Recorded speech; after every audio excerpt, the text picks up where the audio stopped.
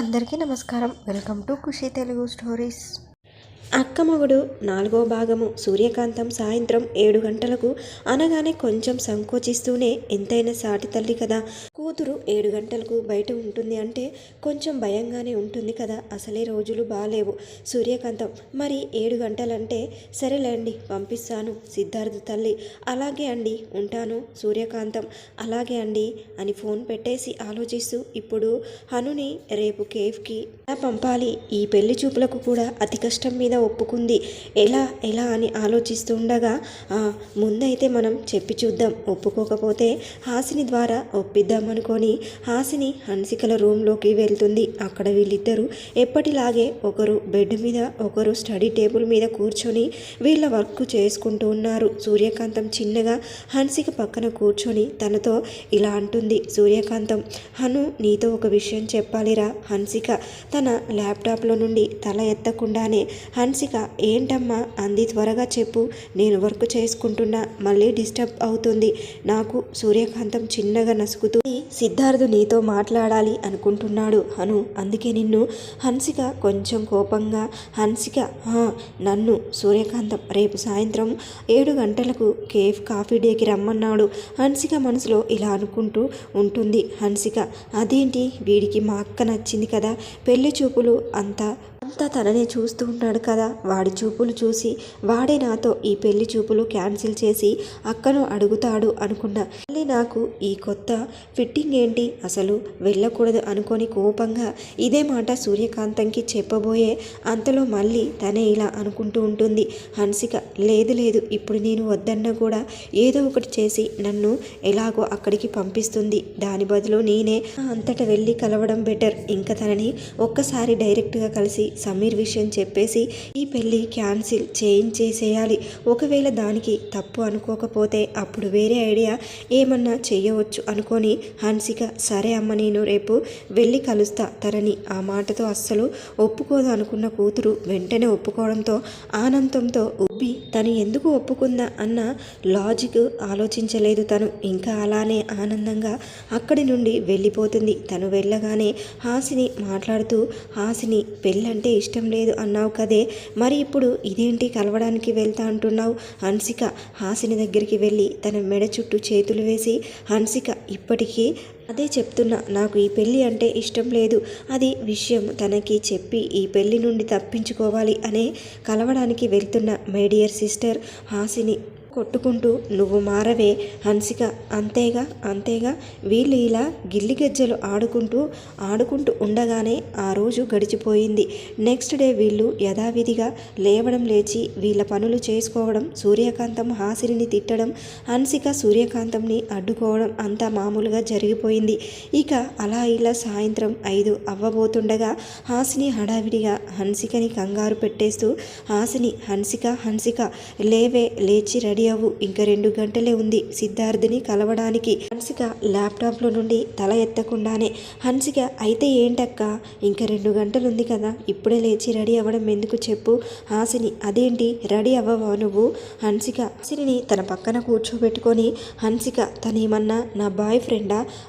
నేను పడి తన కోసం రెడీ అవ్వడానికి, రిలాక్స్, నేను చూసుకుంటా కదా అని హాసిని అలాగే కూర్చోబెట్టి 5:45 నిమిషాలు అవుతుంది ఉండగా చిన్నగా లేచి ఒక జీన్స్, దాని మీద చిన్న కట్టు టీషర్ట్ వేసుకొని జుట్టు ఒక సైడ్కి వేసి ఏమాత్రం మేకప్ లేకుండా చేతిలో ఒక బ్యాగ్ పట్టుకొని సిద్ధార్థిని కలవడానికి బయలుదేరుతుంది. హాసిని వెళ్తున్న హన్సికని చూస్తూ, హాసిని పిచ్చి పిల్ల ఇది ఎప్పుడు ఏం చేస్తుందో ఏమో, దేవుడా అంత మంచే జరిగేలా చూడు స్వామి అనుకొని తన పని తాను చేసుకుంటూ ఉంటుంది. కేఫ్ కాపిడే. హన్సిక సిద్ధార్థ్ ఒకరికి ఎదురుగా ఒకరు కూర్చొని ఉన్నారు. సిద్ధార్థ్ ఎలా మొదలు పెట్టాలా, ఏం మాట్లాడాలా అని ఆలోచిస్తూ ఉండగా హన్సిక స్ట్రైట్గా, హన్సిక నాకు ఈ పెళ్ళి ఇష్టం లేదు. ఆ మాటకు సిద్ధార్థ్ ఫేస్లో రిలీఫ్ వచ్చి చేరింది. తను ఇంకా ఫ్రీ అయిపోయి, సిద్ధార్థ్ థ్యాంక్ గాడ్ మీకు ఈ పెళ్ళి ఇష్టం లేదు, నేనే ఎలా చెప్పాలా, మిమ్మల్ని ఎలా ఫేస్ చేయాలని ఆలోచిస్తున్నా, ఈలోపు మీరే చెప్పేశారు. హన్సిక తన్ని అనుమానంగా చూస్తూ, హన్సిక అంటే ఈ పెళ్ళి అంటే మీకు కూడా ఇష్టం లేదా? అలా అయితే మరి నన్ను ఎందుకు కలవాలి అనుకున్నారు? సిద్ధార్థ్ అవును హన్సిక గారు. హన్సిక అను చాలు సిద్ధార్థ్. ఓకే ఓకే హన్సిక, నాకు మీ అక్క అంటే ఇష్టం అని ఇంకా మాట్లాడబోతుంటే హన్సిక మధ్యలోనే అందుకొని, హన్సిక మరి అలాంటప్పుడు నన్ను ఎందుకు కలవాలి అనుకున్నావు? సిద్ధార్థ్ నన్ను చెప్పనిస్తావా తల్లి? హన్సిక ఓ సారీ చెప్పు కంటిన్యూ. సిద్ధార్థ్ నాకు మీ అక్క అంటే ఇష్టం. ఇదే విషయం నేను మా అమ్మతో చెప్పి మీ అమ్మతో మాట్లాడమని చెప్పాను.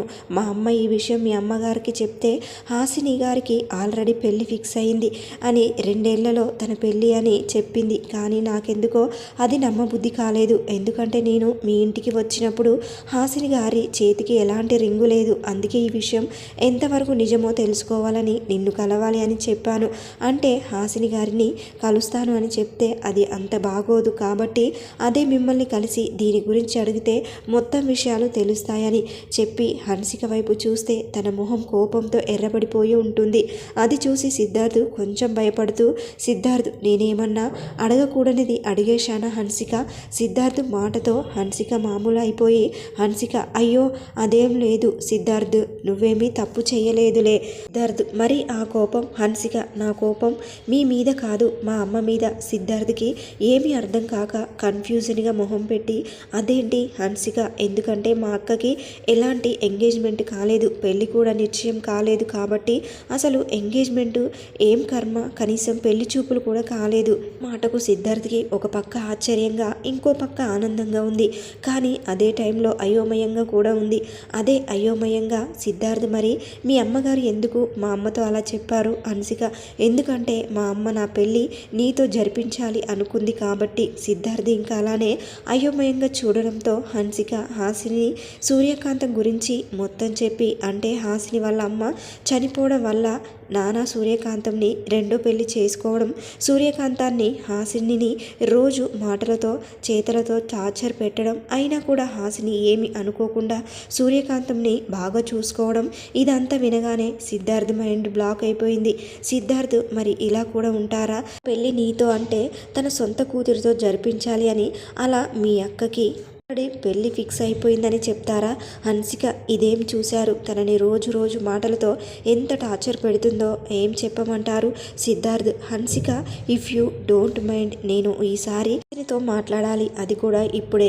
హన్సిక బట్ ఇప్పుడంటే ఎలా సిద్ధార్థ్? తన ఇంట్లో ఉంటుంది అండ్ మామూలుగానే మా అక్కను బయటకు పంపదు. ఇక ఈ టైంలో ఎలా బయటకు పంపిస్తుంది చెప్పండి? సిద్ధార్థ్ ఏదో ఒకటి హన్సిక ప్లీజ్ నేను ఒక్కసారి మాట్లాడాలి. హన్సిక ఓకే ఒక విషయం అని ఆలోచిస్తూ ఏదో ఐడియా తట్టిన దానిలా హన్సిక జస్ట్ ఏ సెకండ్ అని తన ఫోన్ తీసుకొని సూర్యకాంతంకి ఫోన్ కలిపి, హన్సిక అమ్మ సూర్యకాంతం ఏంటే చెప్పు, కలిసావా అబ్బాయిని? ఏమంటున్నారు? తనకి నువ్వు నచ్చావా? అసలు ఏం మాట్లాడుతున్నారు మీరు అని తన ఫోన్లో తను అడుగుతూ ఉంటుంది.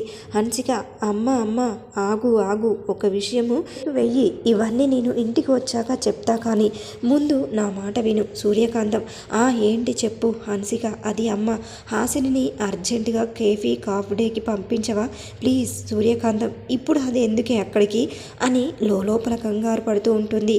ఇక్కడ సిద్ధార్థ్కి నిజం తెలిసిపోతుంది అని, కానీ కంగారుని కప్పి పట్టేస్తూ హన్సికతో మాట్లాడుతూ ఉంటుంది. వెంటనే హన్సిక మాట్లాడుతూ, హన్సిక అది అమ్మ సిద్ధార్థ్ గారికి ఏదో అర్జెంట్ పని పడి సడన్గా మధ్యలోనే ఇక్కడి నుండి వెళ్ళిపోయాడు అండ్ నేను ఇక్కడికి వద్దామనుకుంటూ ఉంటే నా బైకు ట్రబుల్ ఇచ్చింది అమ్మ. నేను బస్ పట్టుకొని వద్దామనుకుంటే దగ్గరలో బస్ లేవు, అందుకే హాసిని తన బండి ఇచ్చి ఇక్కడికి పంపించు, మేమిద్దరం కలిసి ఇంటికి వచ్చేస్తాం. సిద్ధార్థ్ అక్కడి నుండి వెళ్ళిపోయాడు అన్న మాటకు సూర్యకాంతం హాయిగా ఊపిరి పీల్చుకొని కూతురి కోసం హాసిని కాఫీ డేకి పంపించడానికి ఒప్పుకుంటుంది. సూర్యకాంతం హాసిని కాఫీ డేకి పంపడానికి ఒప్పుకుంటూ ఫోన్ పెట్టేస్తుంది. తను అలా ఫోన్ పెట్టేయగానే హన్సిక కొంచెం హాయిగా ఊపిరి పీల్చుకొని, హన్సిక డన్ సిద్ధార్థ్, నేను మా మమ్మీని ఒప్పించేశాను, హాసిని ఇంకో ½ అన్ అవర్లో ఇక్కడికి వచ్చేస్తుంది అని రిలీఫ్గా అంటుంది. కానీ సిద్ధార్థ్ హన్సిక వైపు నోరు తెరుచు తెరుచుకొని చూస్తూ సిద్ధార్థ్ అంత ఈజీగా అబద్ధం ఎలా చెప్పేశావు తల్లి అని అంటాడు. దానికి హన్సిక నవ్వుతూ, హన్సిక చిన్నప్పటి నుండి అలవాటు అయిపోయిందిలే సిద్ధార్థ్, మా అక్క కోసం దాన్ని కాపాడడం కోసం అబద్ధాలు చెప్పి చెప్పి ఇదిగో ఇప్పుడు ఇలా అయిపోయా దాంట్లో. ఆ మాటకి సిద్ధార్థ్ కూడా గట్టిగా నవ్వుతూ, సిద్ధార్థ్ సో క్రేజీ మ్యాన్. వీళ్ళు ఇలా నవ్వుకుంటూ మాట్లాడుతూ ఉంటారు. ఈలోగా హాసిని వాళ్ళ ఇంట్లో సూర్యకాంతం హాసిని రూమ్కి వెళ్ళి, సూర్యకాంతం హాసిని ఓసే హాసిని డీప్గా వర్క్ చేసుకుంటున్న హాసిని సూర్యకాంతం పిలుపుకి ఉలికిపడి, హాసిని ఏంటి పిన్ని ఏమైంది? సూర్యకాంతం ఏమి అయ్యి చావలేదు, కానీ నువ్వు వెంటనే కేఫ్ కాఫీ డేకి వెళ్ళి హన్సికని రిసీవ్ చేసుకొని ఇంటికి తీసుకురా. హాసిని అయోమయంగా, హాసిని నేనెందుకు వెళ్ళడం పిన్ని? హన్సిక తన స్కూటీ తీసుకొని వెళ్ళిందిగా. సూర్యకాంతం దాని బైకు రిపేర్ అయిందంట, అందుకే నిన్ను రమ్మని చెప్పింది. హాసిని ఇంకా అయోమయంగా, హాసిని అయితే సిద్ధార్థ్ గారిని డ్రాప్ చేయమనొచ్చు కదా పిన్ని. సూర్యకాంతం కొంచెం అసహనంగా, సూర్యకాంతం అబ్బాయికి ఏదో పని పడి బయటికి వెళ్ళాడంట, అందుకే నిన్ను రమ్మంది హాసిని. కానీ పిన్ని.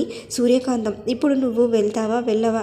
అయినా చెల్లి అక్కడ ఇబ్బందిలో ఉంటే హెల్ప్ చేయడానికి వెళ్లకుండా ప్రశ్నలు వేస్తావేంటే? ప్రశ్నలు అని హాసిని తల మీద ఒకటి మొట్టికాయ వేస్తుంది. హాసిని సూర్యకాంతం కొట్టిన చోట రుద్దుకుంటూ, హాసిని కొట్టకు పిన్ని, సరేలే వెళ్తాను. సూర్యకాంతం అది అలారా దారికి, ఇప్పుడు నువ్వు బట్టలు మార్చుకొని మేకప్ వేసుకోవాల్సిన పని లేదు, తొందరగా పోయి సావు, అసలే నా కూతురు అక్కడ ఒంటరిగా ఉంది అని అక్కడ నుండి అలానే తిట్టుకుంటూ వెళ్ళిపోతుంది. కానీ హాసిని బుర్ర బద్దలు అయిపోతుంది. అసలు హన్సిక నన్ను ఎందుకు కాఫీ డేకి రమ్మన్నదా అని ఇంకా ఆలోచిస్తూ కూర్చుంటే మళ్ళీ లేట్ అయిపోతుంది, మళ్ళీ పిన్ని తిడుతుంది అని కొప్పుగా కత్రినా జుట్టును కిందకు లాగేసి లూజుగా జడ అల్లుకొని కనీసం నైట్ డ్రెస్ చేంజ్ చేసుకోకుండా అలానే తన స్కూటీ తీసుకొని బయలుదేరుతుంది. అలా సిద్ధార్థ్ హన్సిక మాటల్లో ఉండగానే తను కేఫీ కాఫీ డేకి చేరుకుంటుంది. కాఫీ డే బయట చూస్తే హన్సిక స్కూటీ పార్క్ చేసి ఉంది అండ్ ఆ స్కూటీకి ఏమీ అవ్వలేదు. తను కొంచెం అవుతూనే లోపలికి వెళ్ళి చూడగా అక్కడ సిద్ధార్థ్ హన్సికలు కూర్చొని ఒకరితో ఒకరు నవ్వుకుంటూ ముచ్చట్లు చెప్పుకుంటూ ఉన్నారు. అది చూసి హాసినికి బాగా కోపం వచ్చి అలానే హన్సిక ముందుకు వెళ్ళి తన డిప్ప మీద ఒకటి ఇచ్చి, గాడిద ఏంటి నువ్వు ఇలా చేశావు? నీ వల్ల నా పనంతా మధ్యలోనే ఆపేసుకొని ఇదిగో చూడు అని తనను తాను చూపిస్తూ, ఇలా ఇంత దూరం రావాల్సి వచ్చింది, అయినా నీ స్కూటీకి ఏమి కాలేదు కాదే, అది బాగానే ఉంది కదా, మరి ఎందుకు అలా అబద్ధం చెప్పి పిన్ని చేత నన్ను ఇక్కడికి రప్పించావు అని సిద్ధార్థిని అస్సలు ఏమాత్రం పట్టించుకోకుండా నాన్న తనను హన్సికని తిడుతూనే ఉంటుంది. కానీ సిద్ధార్థ్ మాత్రం అప్పటిదాకా హన్సికతో మాట్లాడుతున్న వాడల్లా ఆగిపోయి హాసినినే చూస్తూ ఉంటాడు. తనకు హాసిని ఆ నైట్ డ్రెస్లో కూడా ఏంజల్గా అనిపిస్తూ ఉంటుంది.